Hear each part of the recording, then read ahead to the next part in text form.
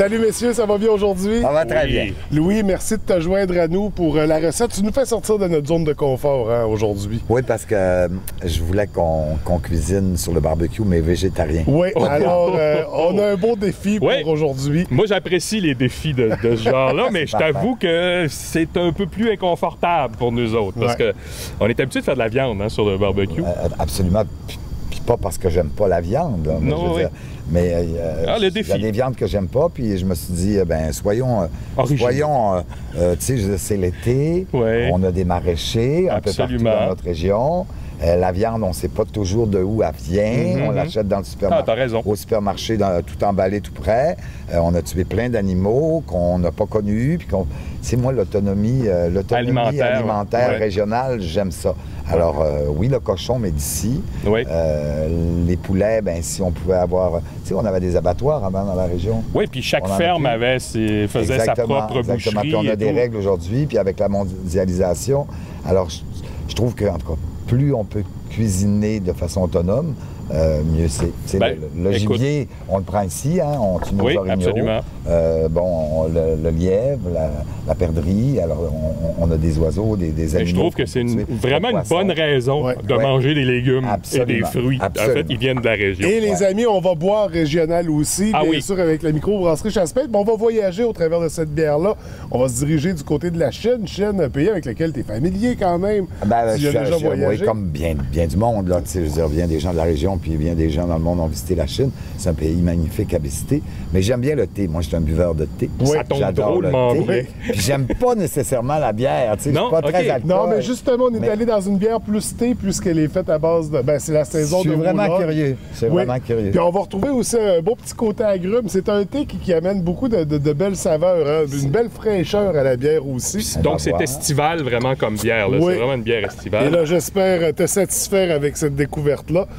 Je vais nous verser ça. Pendant ce temps-là, Éric, est-ce que tu veux nous parler un peu de ce qu'on va préparer? Bien, on va préparer une roulade d'aubergines avec fromage, poivron, tout ça. Donc ça va être vraiment très bon. On a une brochette aussi avec des légumes, du pain, mais aussi le fromage, parce qu'on a le fromage anobli, qui est le fromage à griller, si on veut, de la fromagerie Boivin. Donc un autre produit local avec lequel on va travailler. On va se griller des fromages.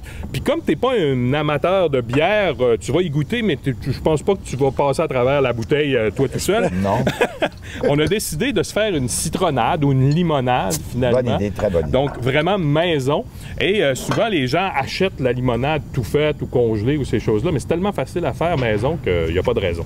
Donc, on va commencer tout de suite. Tu veux qu'on se cuisine une limonade? Je vais te donner des citrons. On va se couper des lanières de citron? Non, tu me les coupes en deux pour qu'on puisse... Puis il y en a d'autres à l'autre bout. On va en avoir besoin peut-être de 4. Tiens, 4 citrons. Ça va faire notre travail. Et voilà. On va les presser, j'imagine. Ça, c'est un petit truc. Oui, on va les presser. Regarde mon petit... ça va dans un évier d'habitude.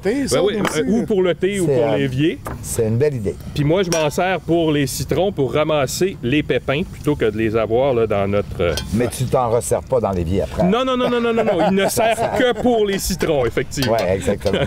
Bien, puis messieurs, je vais vous servir votre verre. On va pouvoir... On ne devrait pas garder un citron pour le zeste. On en a encore du citron, on en a d'autres. On a pris beaucoup de citrons aujourd'hui pour pouvoir faire notre limonade. On va mettre à peu près l'équivalent de 4-5 citrons, 4 citrons complets qu'on va presser comme il faut. Puis pendant ce temps-là, je vais goûter la bière aussi. Parce que là, alors, ça va être on va laisser goûter ça un petit peu. Hey, messieurs, merci de l'invitation. Merci. Bienvenue. Devant ce magnifique fjord. Oui, absolument. Ah, ben c'est intéressant, on le sent le thé. Oui. On sent vraiment le thé. Deux gorgées en ligne, c'est bon signe. Est-ce qu'on pourrait te convertir, J'ai Louis? un drôle de visage, là, mais... non, elle est bonne. Oui, savoureux. Écoute, c'est une bière rousse. C'est une bière... c'est pas blond. Mais peut-être un peu foncé pour une blonde. C'est une bière au thé. Une bière au thé. Bon, alors on a pressé pas mal nos citrons. Oui. On va s'en garder un pour mettre... Tiens, tu peux peut-être nous faire des petites rondelles ou quelque chose comme ça pour qu'on mette ça dans notre limonade directement. Ça va être joli.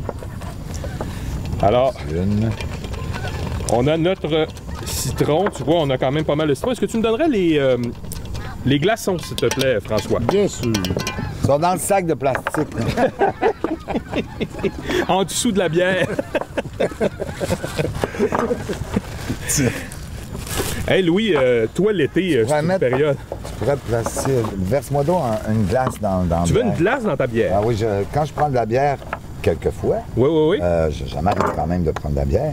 Un glaçon dans la bière. Oui, mets-nous ça là-dedans. Puis je mets de la glace parce que ça aide, ça la garde froide. OK. Ça dilue un petit peu. Ça dilue un peu, fait que ça adoucit. Mais elle est bonne, sérieux, elle est bonne. Oui, elle est bonne, hein? Je disais, l'été, Louis, c'est une saison dans laquelle tu chômes pas, toi. C'est une saison qui est assez occupée, disons. Oui, avec ça commence quand? Au printemps? Ben, ça commence au printemps, effectivement. Ben, ça commence un peu à l'hiver parce que c'est de regarder qu'est-ce qu'on va garder comme tableau, qu'est-ce qu'on va appliquer comme changement. Et puis après ça, ben, c'est le recrutement, les comédiens qui seront de l'édition de l'année suivante. Après ça, recruter des nouveaux, puis commencer les répétitions dès le mois de février. Les danseuses et les danseurs qui, eux, commencent aussi en janvier, un autre soir. Puis là, ben, c'est la préparation, la réalisation jusqu'au moment fatidique. Puis la fabuleuse, écoute, la 30e saison a été absolument fabuleusement magnifique parce que c'est un changement énorme. Le visuel a été transformé complètement en 2017. Je me suis servi de tableaux. Je voulais aussi ramener des tableaux. Il faut avoir une évolution dans l'histoire. Donc, on commence toujours avec nos Amérindiens, mais après ça, j'ai retiré des tableaux. Mais il fallait retrouver des tableaux qui pouvaient remplacer les époques ou à peu près le même moment. Donc, il y avait le tableau de Robert Ball qui avait existé auparavant dans la Nouvelle Fabuleuse. Puis, tu en as écrit quelques-uns aussi. Oui, bien, j'ai réorganisé. J'ai retravaillé la mise en scène, enlevé des textes, pouvoir recréer certains textes. Alors, le Robert Ball est revenu, le hockey avec Georges Vézina, j'y tenais beaucoup. Puis après ça, ce qui était important, bien, nous, on joue dans notre fjord, notre décor gigantesque qui est magnifique, qui sert à certains tableaux. Puis j'avais des éléments de décor qui s'ajoutaient ou des accessoires, parfois pour nous changer le lieu. Mais là, je voulais vraiment avoir un visuel. Je voulais me servir du décor en entier tout le temps. Mais que les roches ne soient pas que ce soit plus des roches. Donc, c'est ça la projection qui a été ajoutée. C'est vraiment une version très actuelle, très 2017. Je veux dire, quand on l'a fait en 2017, c'était...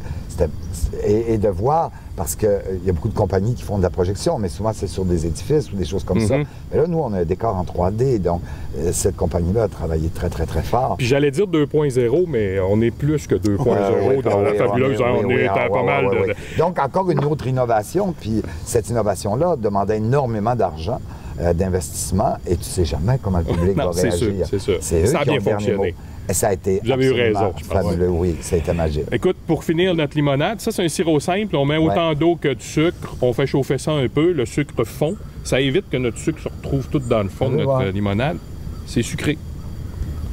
C'est presque du sucre liquide, en fait. Donc, on va en mettre quoi? Un petit quart de tasse, peut-être, on ajustera après ça. Et on va compléter avec de l'eau, tout simplement, notre limonade. On va mettre peut-être quoi, 3 tasses d'eau, quelque chose comme ça. Et là, pendant qu'il complète la limonade, tu vas me donner un cul de poule, s'il te plaît, Louis.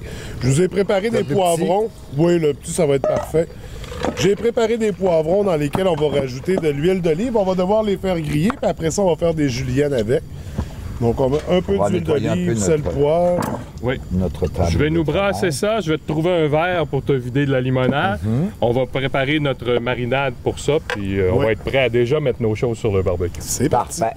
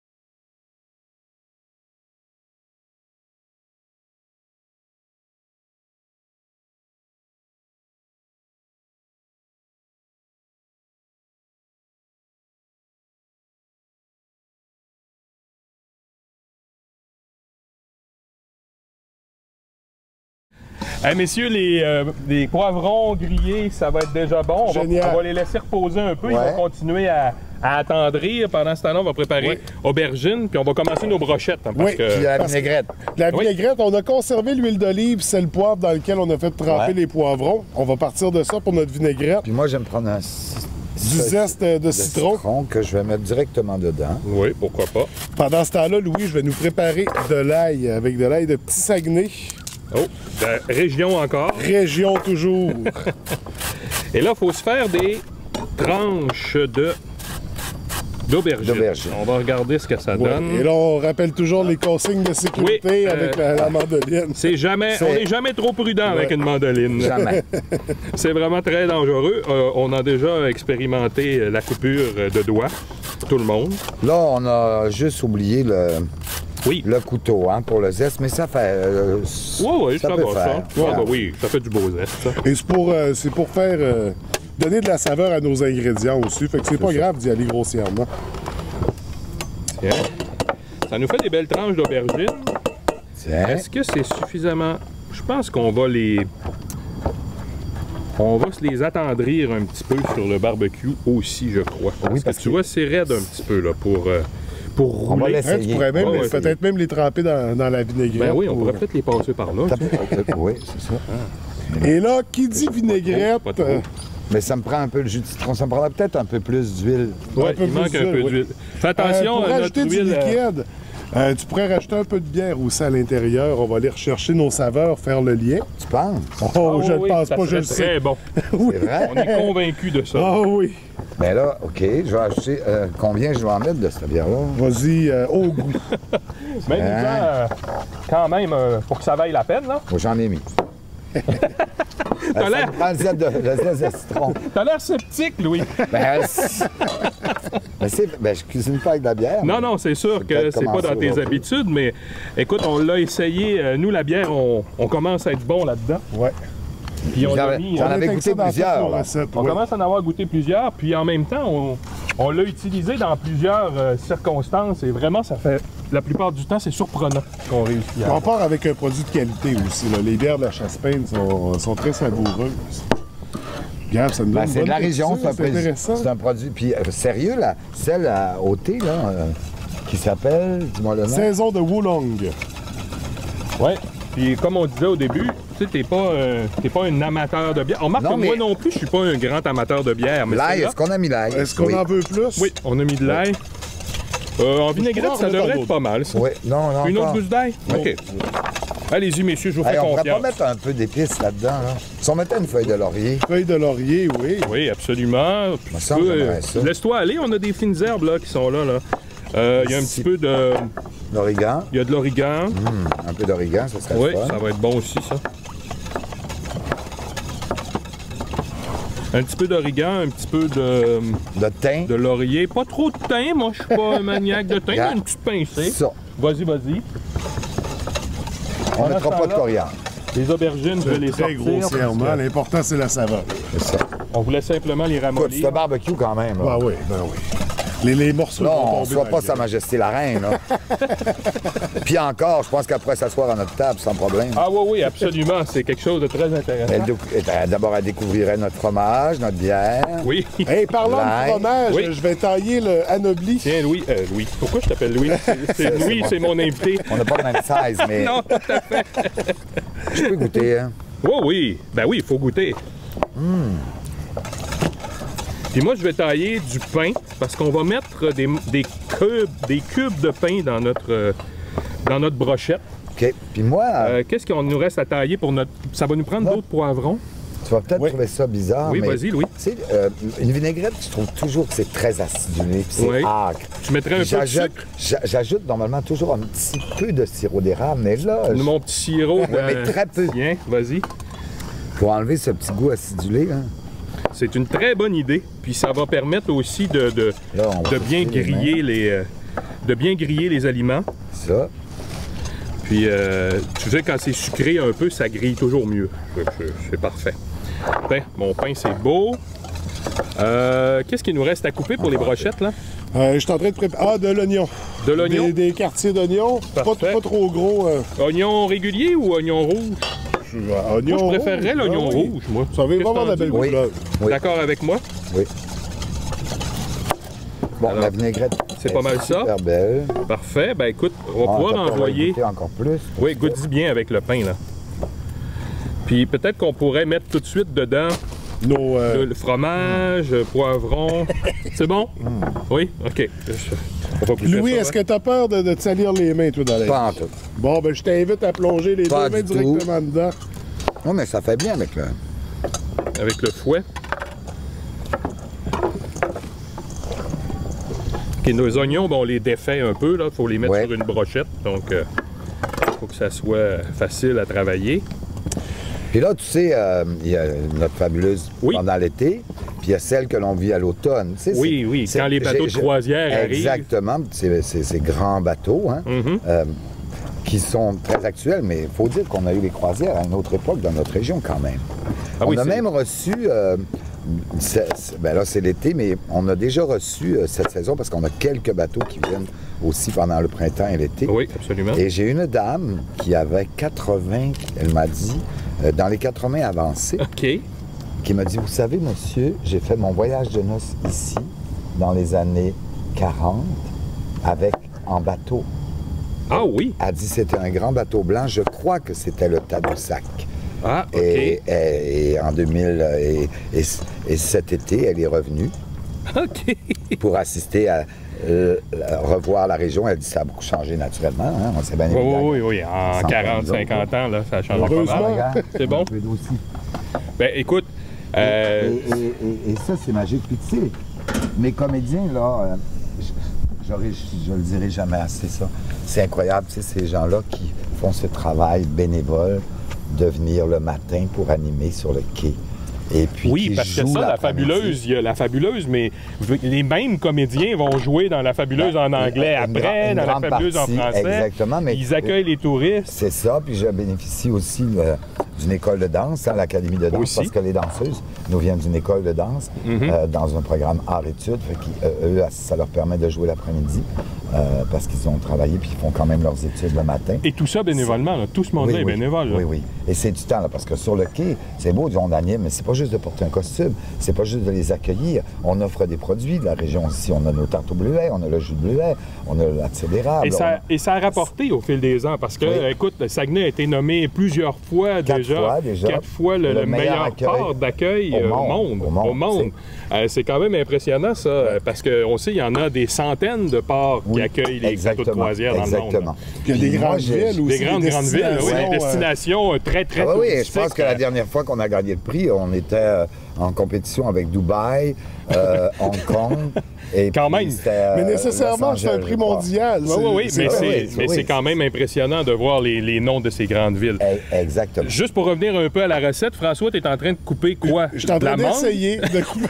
Moi, je suis pourri. Ben, c'est pas si mal. C'est pas si mal. Non, mais il faut dire un peu que... C'est pas facile. C'est l'été pour nous, mais je crois que c'est ce genre de fruits. Oui, c'est ça. C'est pas tout à fait assez mûr, notre mangue, mais ça, c'est merveilleux, la mangue.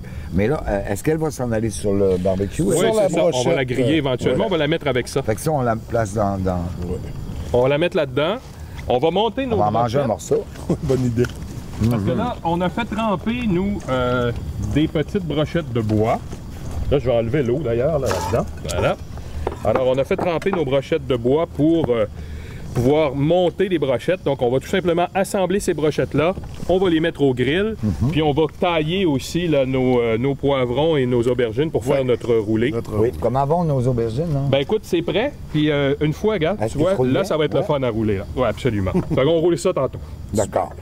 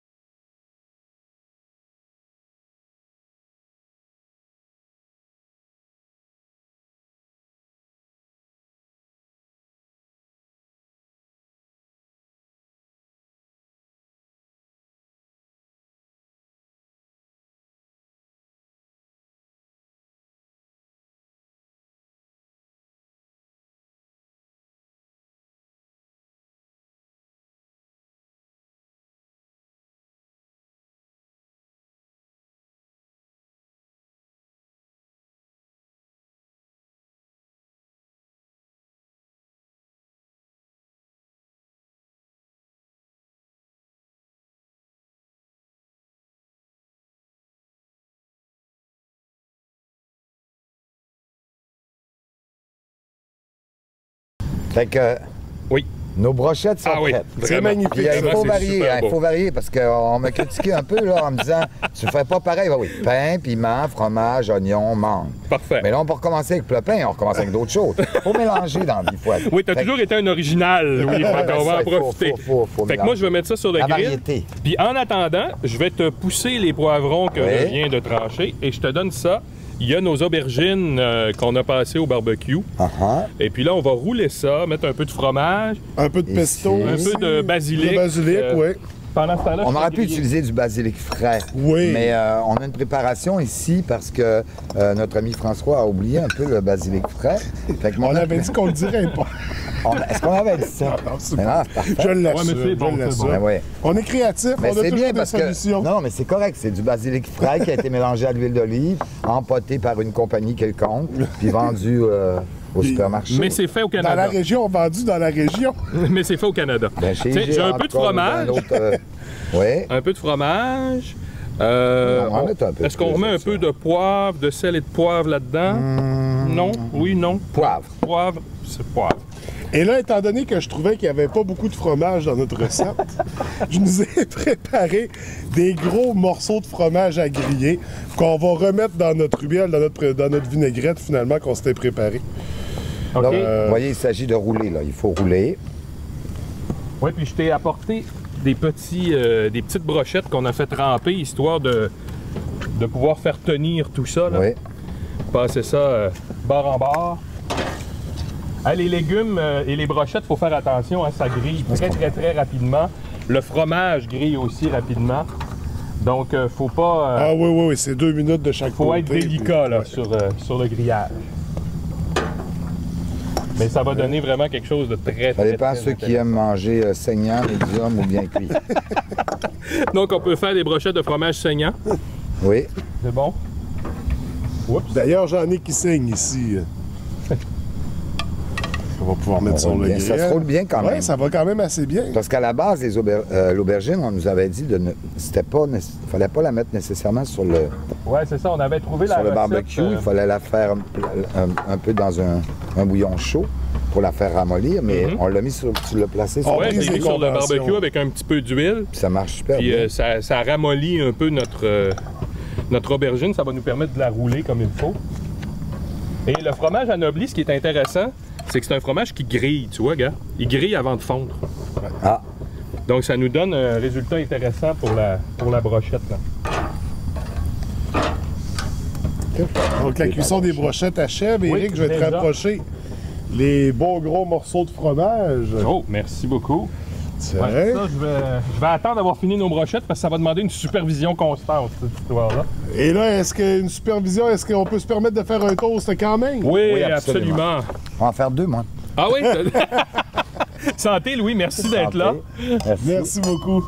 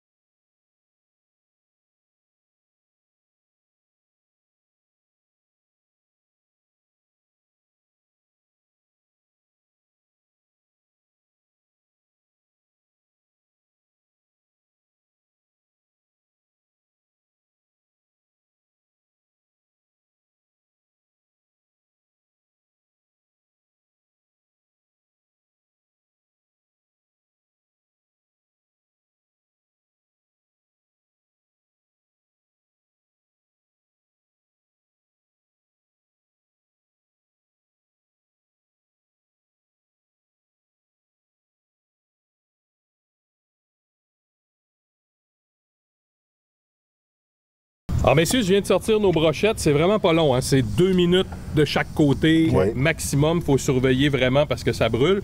J'ai déjà fait des petits morceaux de fromage, mais ça c'est pas l'anobli, hein? C'est le cheddar que tu m'as donné. Qui va fondre beaucoup plus facilement. Oui, c'est ça. Il a été mis dans l'huile, puis c'est assez important qu'il soit dans l'huile parce que ça permet d'éviter qu'il colle sur la grille. Et allez pas vous chercher une bière pendant que vous mettez ça sur le barbecue. Ça prend une surveillance. Ah oui, il faut vraiment les surveiller en permanence. Allez-y quelques-unes à la fois. Puis même les retourner plusieurs fois pendant la cuisson, hein, justement, pour pas que ça saisisse sur le grill. Puis là, tu vois, il faut quand même utiliser un petit peu de barbecue là, pour pas que ça devienne tout noir, donc c'est attention. Puis ça, c'est prêt aussi, nos roulés? Nos roulés sont prêts. Fait qu'on va mettre ça sur le barbecue, ici.